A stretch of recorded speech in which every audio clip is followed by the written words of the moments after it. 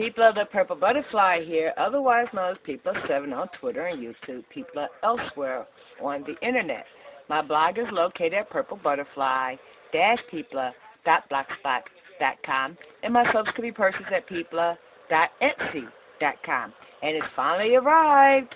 My hand-carved, look how thick that is, butterfly stamp. Check that out.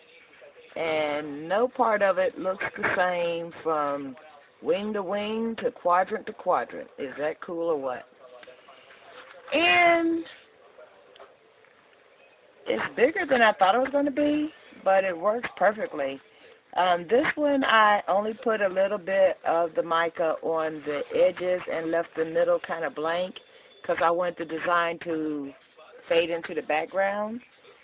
Whereas on this one, I put it full color, as you can tell, because this one is already purple, and I wanted the design to take center stage, so all you see is the butterfly, which is fine because this is a relatively plain soap. I put 4 different colors in there, white, pink, purple, and I think a blue. And it didn't really show up very well because this was my first attempt at hot process.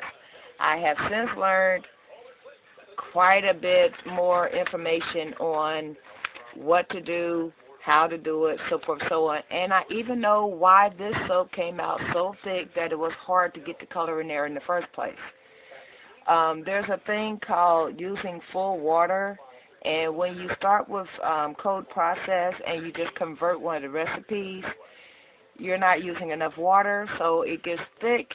And if you're just putting it in the mold and you're going to plop it in there, slam it down, you're done. You're not doing any designs or anything, that's fine. But if you need to swirl or make a design or, you know, you want it to be more workable, you need to add more water. So I've figured out that part, and then I got information from a lovely soaper who specializes in cold process. She confirmed that part. The tricky part is knowing how much water to add. Some people say a tablespoon, some people say a cup. So I'm going to aim somewhere in the middle by maybe adding a tablespoon at a time till it gets to the right consistency. So then when it gets to the point where I want it, then the rest is letting it air out and cure. And you might end up actually curing a hot process soap for, you know, more than 3 days for the simple fact that you have to let that water release. But that's how that one looks. Some of the more lumpy ones, you know, this one that had the texture, there's just a single indication of the butterfly. But that's fine as long as the logo's on there. And that one I really like. Look at that. And that's the sample piece. It doesn't matter. That's just going to be something I could put there where I can see it. But anyway, I got stamp happy. I even put a little teeny stamp on the soap ball. There wasn't enough room to put the stamp. And the fun part about using this method is it washes off immediately, so you don't have to worry about customers going, I don't want that big thing there. First wash is gone. But with this being a deep stamp that has grooves and stuff like that, see, and it's hand carved, see how deep that is?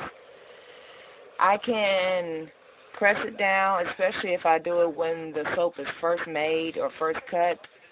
And the shape of the stamp will be there even if I don't put the purple there. So that's kind of fun.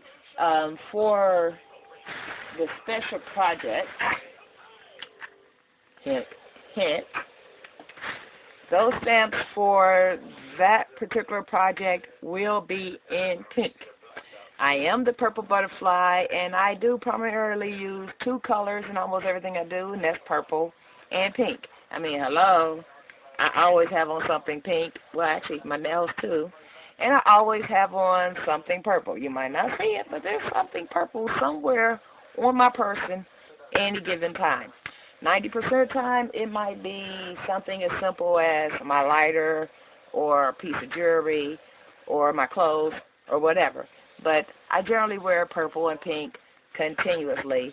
But even if I don't, I have always been the purple butterfly. That has been my logo for over 20 years. And that's not going to change. Hey, that cracked me up. So I'm not going to dwell on that, and I'm not going to hang around long enough for y'all to figure out just exactly how old I am. So y'all stay blessed, stay tuned. Don't forget to rate, comment, and subscribe. Bye now. Peopla.etsy.com. Hey.